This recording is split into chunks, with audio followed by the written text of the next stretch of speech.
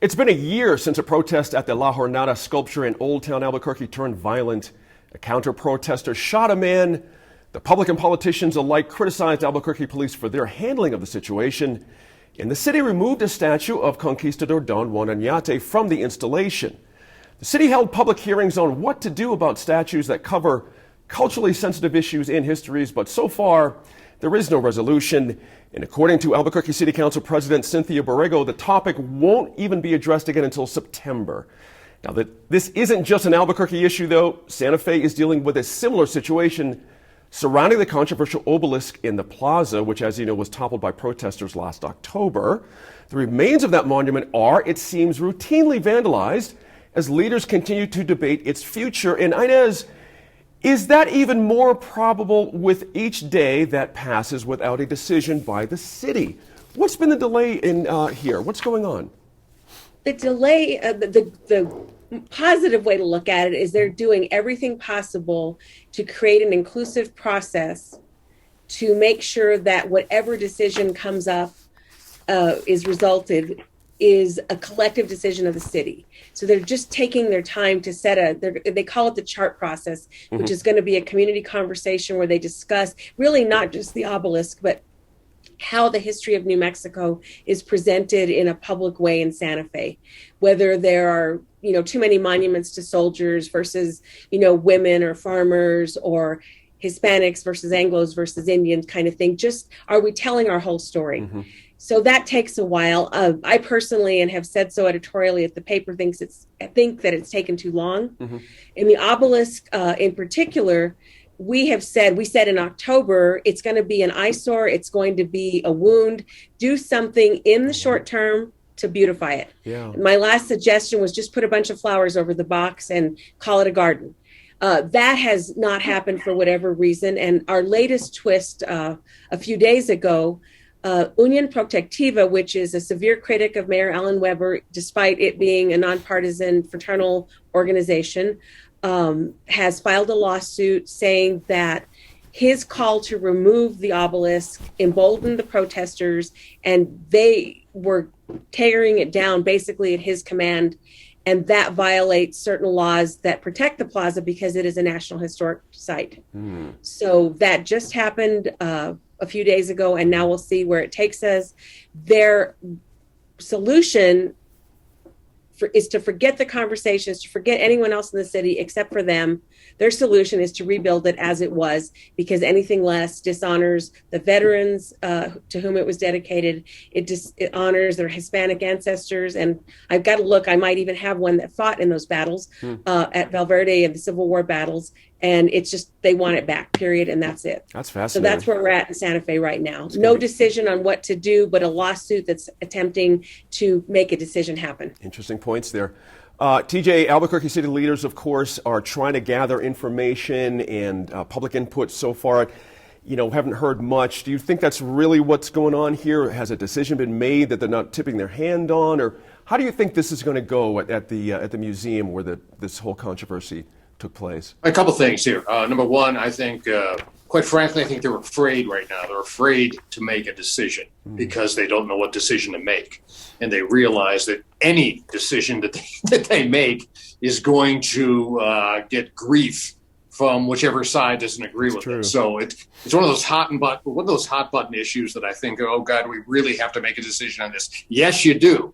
And eventually you will. But Gene, an overall look at just this whole thing. I mean, we're going right now through a period, obviously, of social reckoning, period of just introspection about our history.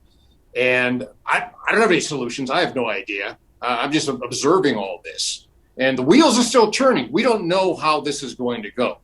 Paul Andrew Hutton, who's the UNM history professor, I have him on the show every once in a while. We were having a discussion about Oñate a couple of months ago, and I was reading the history of it, and I go, Paul, I mean, he was a bad dude, and he kind of chuckled, and he goes, well, TJ, you have to realize back then they were all bad dudes. All of them were bad dudes, and he makes a valid point. All of our forefathers had skeletons in their closet. I mean, nobody is a perfect individual. And I think the younger people need to realize that this ain't a perfect world.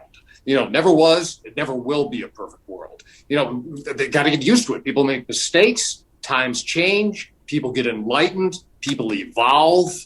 And so this is something that we're not even done looking at yet. But, we will come up with kind of a resolution on this. We haven't come up with it yet. And we're going to have to go through some pain before we get out the other side of this.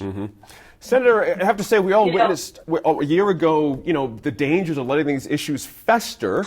Even if we can't get an answer or a solution like these guys are saying in the near future, are cities dealing with these issues, doing enough to keep the dialogue going on the underlying issues? I don't understand, pandemic or no pandemic, how the dialogue just fell so fallow in both Santa Fe and Albuquerque on these issues. You'd think this would be a very hot topic every week, every day since it happened.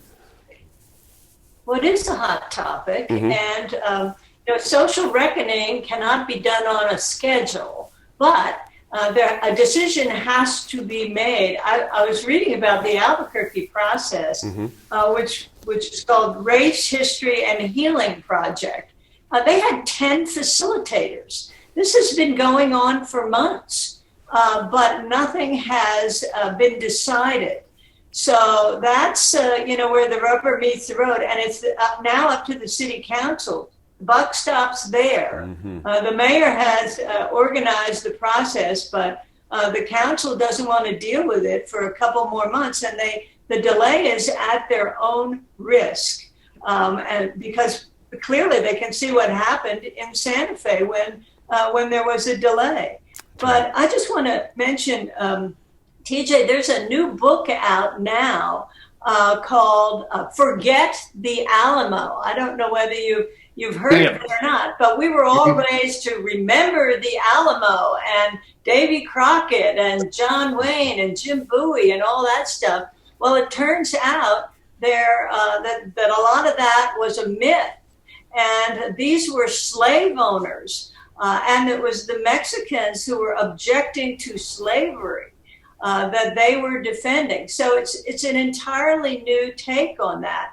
But, for every time that somebody tries to bring up some of this new research, there are people that want to stomp it down, people, that want to forbid critical race theory from even being taught in the schools. So it's a real sticky wicket, and it's not going away anytime soon. No. Inez, coincidentally, there are mayoral elections coming up in just a few months in both Albuquerque and Santa Fe, as you know. How much does that play into the lack of action on these controversial symbols, would you say? I actually am not sure it is the driving force in Santa Fe, only because when George Floyd was killed and the mayor did I go? No, you're good. You're good. Go ahead. Oh, good. When the mayor stepped up and said these statues should go, because he specifically singled out Don Diego de Vargas in Cathedral Park and the obelisk. And the obelisk, if everyone remembers, was considered offensive by many Native people because it referred to the savage Indians who had fought in the Indian Wars. He delayed that summer because of the pandemic. So I think he's just a really thoughtful person who perhaps isn't recognizing that at this moment we need to act. And I think what the problem is the people involved think we have to decide for all time. You don't have to decide for all time. You have to do a few things to soothe hurt feelings and then get going and show that you're going to be deciding soon. And right now we haven't even named a facilitator, and I hate that word, to help move this chart process along. Right. So, we can't even pick a person to get folks in a room. Isn't that interesting? That's how bad we are right now. Yeah. Dialogue, dialogue, dialogue. Let us know what you think about any of the topics we discussed this week. You can do that through our social media channels, Facebook, YouTube, Twitter, and Instagram. Just search for NM in Focus.